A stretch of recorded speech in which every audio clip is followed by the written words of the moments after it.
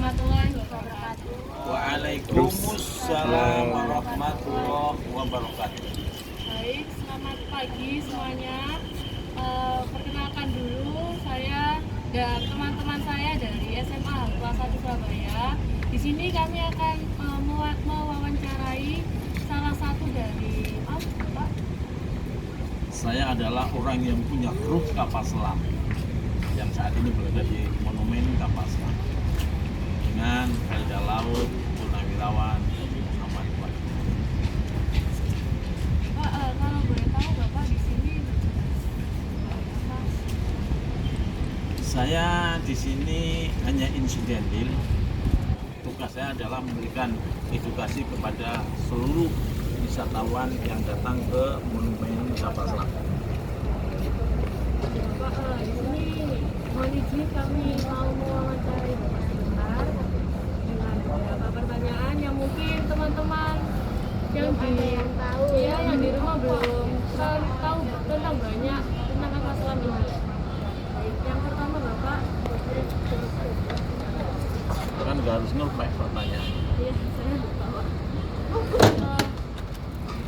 Boleh diceritakan secara singkat sejarah dari kapal selam Pasopati ini itu bagaimana?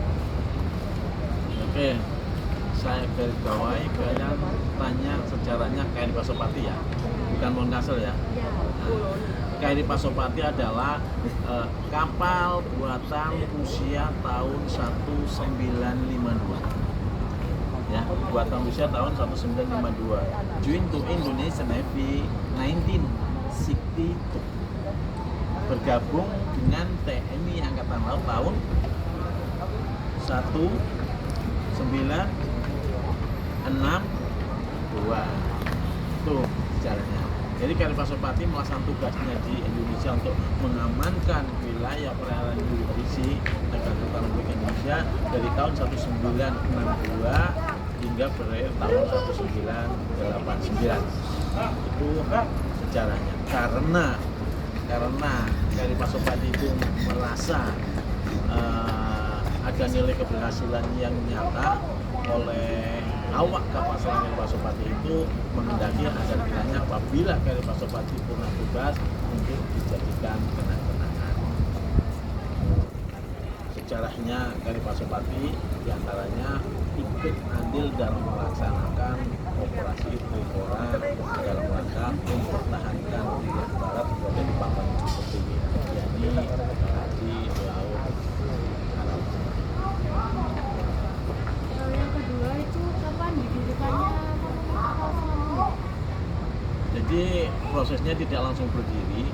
Monumen kapal selam ini awal dari permintaan awak kapal selam dijadikan kenang-kenangan mulai medio 95 ya, medio 1995 hingga diresmikan tanggal 27 Juni 1998 diresmikan oleh Bapak Kepala Staf TNI Angkatan Laut dan dibuka untuk umum hingga akhirnya sampai saat ini bisa untuk edukasi seluruh wisatawan yang datang di Monumen Kapal Selam dengan cara awalnya dipotong menjadi 16 bagian kapal ini, tetapi yang dipotong itu hanya badan kapalnya saja. Untuk seluruh peralatan yang ada di dalam menggunakan sistem knockdown. Tahu sistem knockdown? Belum tahu. Sistem knockdown adalah sistem bongkar pasang. Jadi seluruh peralatan yang ada di dalam itu semuanya ori dan tidak ada yang rusak atau yang dipotong karena sistem bongkar pasang. Sehingga karena bongkar pasang itu butuh waktu yang lama, kapal ini membuat baru cukup 2 tahun karena ini di Indonesia mungkin masih sedikit lemah teknologi. Bongkar pasang itu menyampai waktu di tanggal medio 95 sampai medio 98 dan tanggal 27 Juli 98 sekali lagi diresmikan oleh Bapak Kepala Staf TNI.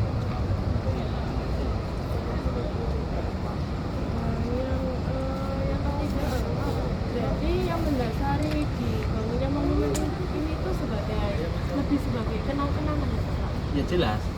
Jadi di antaranya yang mendasari ini dijadikan Monumen Kapal Selam untuk nilai edukasi kepada seluruh Islam, khususnya generasi berikut atau generasi milenial. Kenapa? karena di dalamnya syarat dengan teknologi yang sangat tinggi, kental dengan nilai perjuangannya, kental dengan nilai religinya, kental dengan nilai teknologinya, dan yang sangat besar yang kental dengan nilai wisata. Itu yang mendasari untuk monumen Kapas Selam ini masih berada di tengah kota pahlawan Surabaya. Bapak, bagaimana respon masyarakat terhadap monumen kapal selam ini dari awal pertama dibangun sampai sekarang?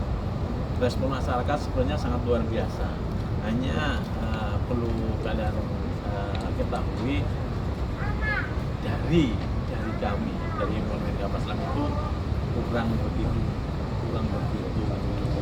menyebarkan informasi tentang monumen. Masih banyak kita temui orang Surabaya yang tidak tahu monumen Kapas Selam. Masih banyak kita temui. Artinya apa? Mereka belum tahu bahwa di sini ada monumen Kapas Selam. Tahunya begitu dulu, ternyata di sini ada monumen Kapas Selam. Saya di Surabaya udah lama belum tahu. Artinya informasi belum begitu menyebar secara luas. Sehingga dengan adanya hal-hal semacam ini memberikan informasi tambahan kepada masyarakat yang belum tahu bahwa di tengah kota pahlawan Surabaya, di dekat dengan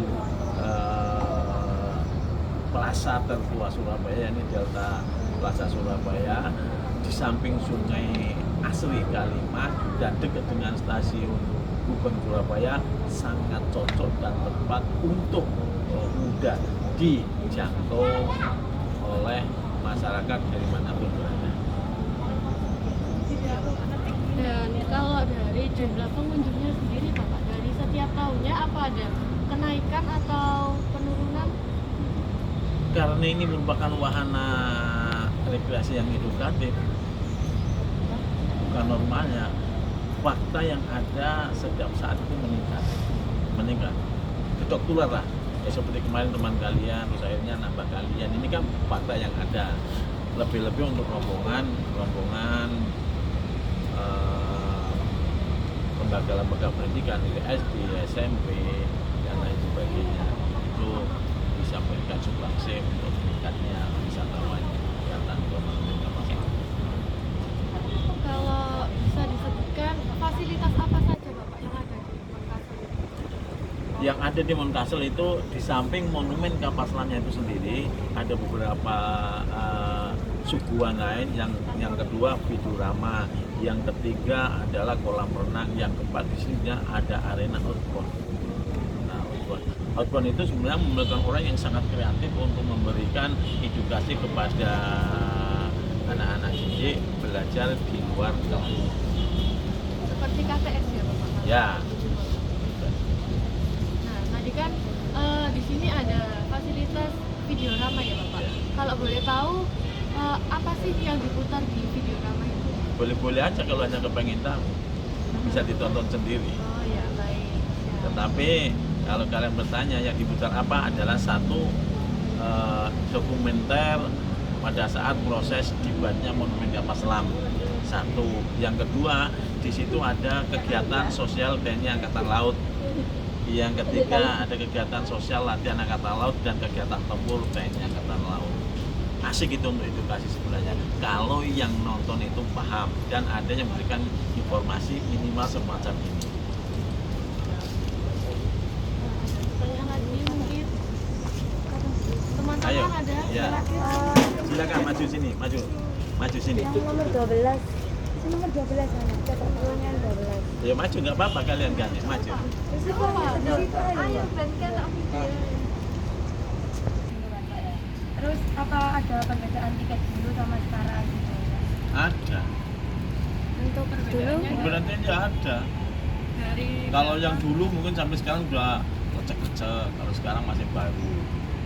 kalau untuk harganya sendiri Ya, harganya Bapak? sendiri. Harganya ada dari 3.000, sekarang 5.000, ke 8.000, 10.000, sekarang jadi 15.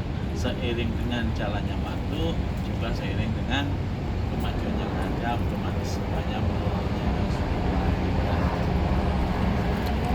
Ya, sekian. Mungkin teman-teman yang lain ada yang Masih banyak yang belum kalian tahu. Bagaimana tugasnya, peralatan